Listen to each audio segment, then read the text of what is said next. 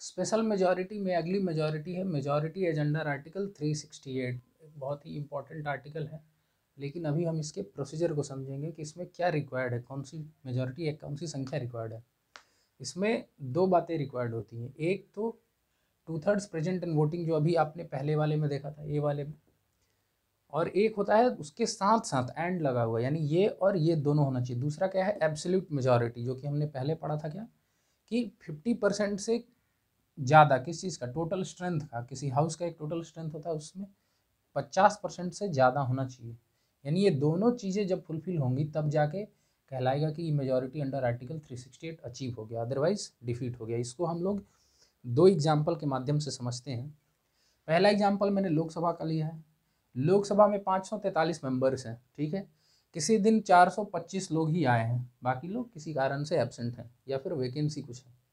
उसमें से 420 लोग ही वोटिंग करते हैं, प्रेजेंट भी हैं और वोट भी कर रहे हैं। तो अगर इस केस में दोनों कंडीशंस को अप्लाई किया जाए तो आपको मालूम होगा कि 2/3 वाले में तो 280 और मोर आएगा, आप कैलकुलेट कर सकते हैं। और एंड क्योंकि ये संख्या इसको भी सेटिस्फाई करनी चाहिए, तो 543, क्योंकि टोटल स्ट्रेंथ कितना है 543, उसका 1/2, तो आपको 50% से ज़्यादा चाहिए, ठीक है। तो ये 50% से ज़्यादा है, ये या इससे ज़्यादा बड़ी हो तो कोई दिक्कत नहीं, यानी ये संख्या जो है दोनों सेटिस्फाई कर रहे हैं। मिनिमम 272 है, ये 272 से तो ज़्यादा ही है, तो इस केस में ये पास हो जाएगा। लेकिन एक दूसरा केस लिखते हैं कि राज्यसभा के मान लीजिए देखते हैं कि वहाँ 245 टोटल स्ट्रेंथ है, किसी दिन उसी दिन 185 लोग प्रेजेंट हैं, 183 लोग ही प्रेजेंट और वोट भी कर रहे हैं।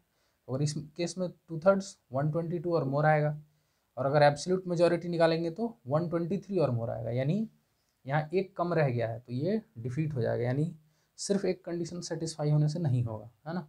अगर इसी केस में 123 लोग वोट किए होते इस फेवर में तो ये पास हो गया होता। तो ये है 368 के अंदर मेजॉरिटी है। फिर इसका फर्दर यूज आएगा, देखते हैं।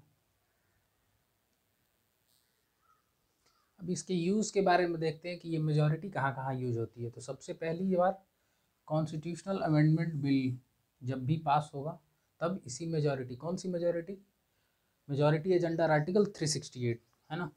तो उसके पैसेज में, क्योंकि हमने पहले भी बात की थी कि अलग अलग टाइप के बिल्स होते हैं, ऑर्डिनरी बिल्स हैं, मनी बिल्स हैं, फाइनेंशियल बिल्स है, कॉन्स्टिट्यूशनल अमेंडमेंट बिल है। डिपेंडिंग अपॉन द इम्पोर्टेंस, किसकी महत्व ज़्यादा है कम है, उस हिसाब से आपको ज़्यादा लोगों को कंसेंस, कहीं कहीं ज़्यादा कंसेंसस की ज़रूरत होती है, कहीं कहीं कम की ज़रूरत होती है। तो इसलिए अलग अलग टाइप की मेजॉरिटी यूज होती है। तो जब भी कॉन्स्टिट्यूशन में कोई अमेंडमेंट लाया जाता है उस तरह का बिल होगा तो आपको ये यूज़ होगा। दूसरा है कि अगर देश में मान लीजिए नेशनल इमरजेंसी लगा दी गई है और उसको कंटिन्यू करना है तो आपको अप्रूवल लेना पड़ता है पार्लियामेंट से। तो जब भी कंटिन्यूएंस के लिए अप्रूवल लिया जाएगा तब 368 के अंदर, जो आर्टिकल 368 के अंदर मेजॉरिटी दी गई है उसका यूज होगा। अब लेकिन हमने पहले देखा था कि अगर इसको डिसअप्रूव करना है लोकसभा से तो सिंपल मेजॉरिटी का यूज होता है। सिमिलरली फर्दर इसका यूज कहाँ कहाँ है, तो रिमूवल प्रोसेसेस में, किनके किनके, सुप्रीम कोर्ट और हाई कोर्ट के जजेस, चीफ इलेक्शन कमिश्नर और कंट्रोलर एंड ऑडिटर जनरल, इन सब लोगों का क्योंकि पोस्ट बहुत ही इंपॉर्टेंट और वाइटल होता है भारतीय डेमोक्रेसी के लिए, इस वजह से इनके रिमूवल के प्रोसेस की प्रक्रिया को थोड़ी ज़्यादा टफ की गई है।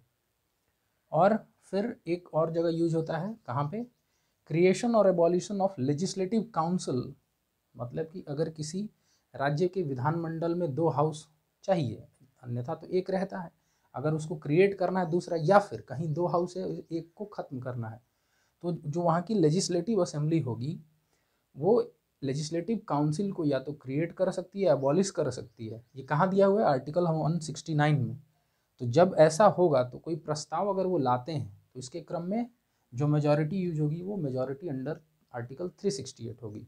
यहाँ ध्यान देने वाली बात यह है कि स्टेट जब पास करते हैं, प्रपोज करते हैं या क्रिएट करने के लिए या एबॉलिश करने के लिए, तब वो 368 के अंदर वाली मेजॉरिटी यूज़ करते हैं। लेकिन जब ये पार्लियामेंट के पास जाता है तो वहाँ पे सिंपल मेजॉरिटी का यूज़ होता है।